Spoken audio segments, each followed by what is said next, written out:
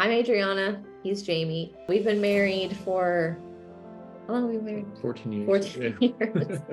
Sort of high school sweethearts. We both came from broken homes that were really sort of unique. We have a heart for kids that are from broken places because we were those kids. February 9th, 2018, I learned that I was not able to have kids biologically. I had thought about being a dad every single day of my life. You know, I think when I was a senior in high school, I was awarded like most likely to be a dad or something like that.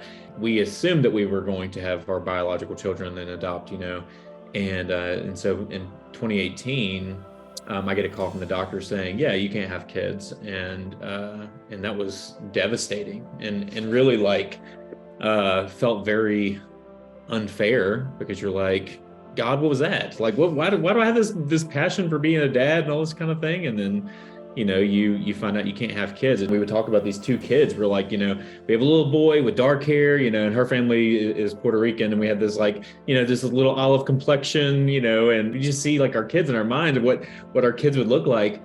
We went through a period of obvious grieving, and 6 months later, we picked ourselves up off the floor, and we've always talked about adoption. Let's move forward with adoption. We actually started with a domestic infant adoption. So we jumped into domestic infant just because that seemed like, I think it's where you're supposed to start. Like, you're supposed to have a baby first. Yeah, we don't know how to be parents. We'll just do that. Yeah. And we went through the whole process, and we got to the point that we were all cleared. We had our profile books. They're ready to show us to waiting moms. And we just kind of started to feel really unsettled in our gut about what we were doing and learning more about kids in foster care. We had learned that, just so you're looking at like a 3 to 5 year wait for a baby.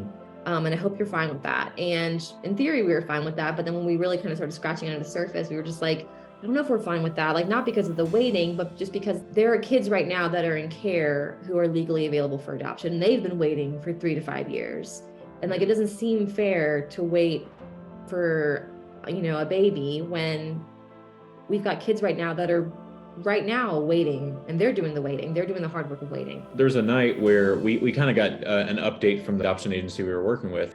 She said, basically, I know that we can go this route with the domestic infant adoption, but there's kids waiting in foster care. There's a list of hundreds of parents who want a baby, but there was also a list of hundreds of kids who want a family. She just knew in a moment, like, this is the right decision. That's absolutely what we need to be doing. That's what God's called us to. We wanted a family that was more than just the two of us and a single tiny human. And we're both parts of sibling sets, and we really enjoyed our experiences growing up with our siblings, and so that just seemed like obvious to us. The lady who called us, she was our matching worker at the time. She said, "So here's what I got for you."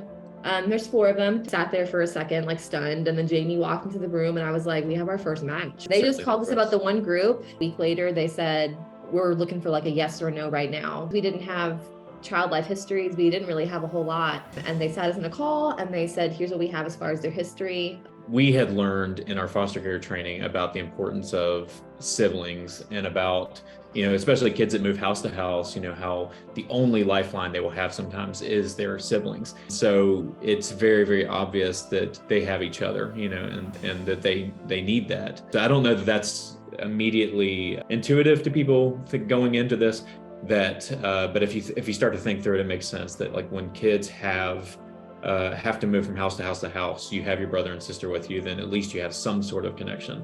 So we said yes to them based on the very little that we had, and then met them next week. We just sat here in the same room and just wept and wept and wept, and it was so, I'm gonna get emotional now, but it was so obvious that there were so many adults who had loved our kids. It was this overwhelming teachers and social workers and police officers and counselors and daycare workers, and all these people who had just loved our kids into existence. And the worker said, "All right, so you have 24 hours to say yes." I looked at her and said, "I don't think we need 24 hours, do we?" And she's like, "No." And so we're like, so we just said, yes, we say yes to these kids. And they're like, "Okay, cool, you'll meet them in a week." So we met them over Zoom for the first time, with their faces just like lit up. Yeah. They looked like little cartoon characters with like sparkles in their eyes. They were so happy. Oh, man. I think for us, there was so much beauty in, we were jumping in it with teammates. And mind you, these teammates were 5, 6, 7, and 8. So it was a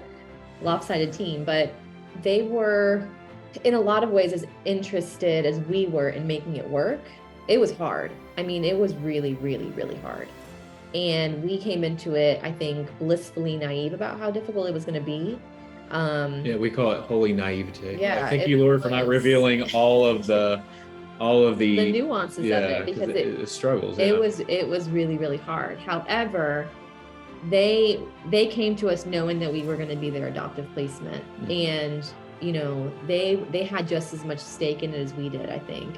It is not an understatement to say that this is the hardest thing that we've ever done in our entire life. But what I also want to say is that it's also so incredibly worth it if you allow God to teach you through all of it. You will become the kind of person who can handle this and take it. We just could not have handcrafted, cooler, more wonderful, empathetic, kind little humans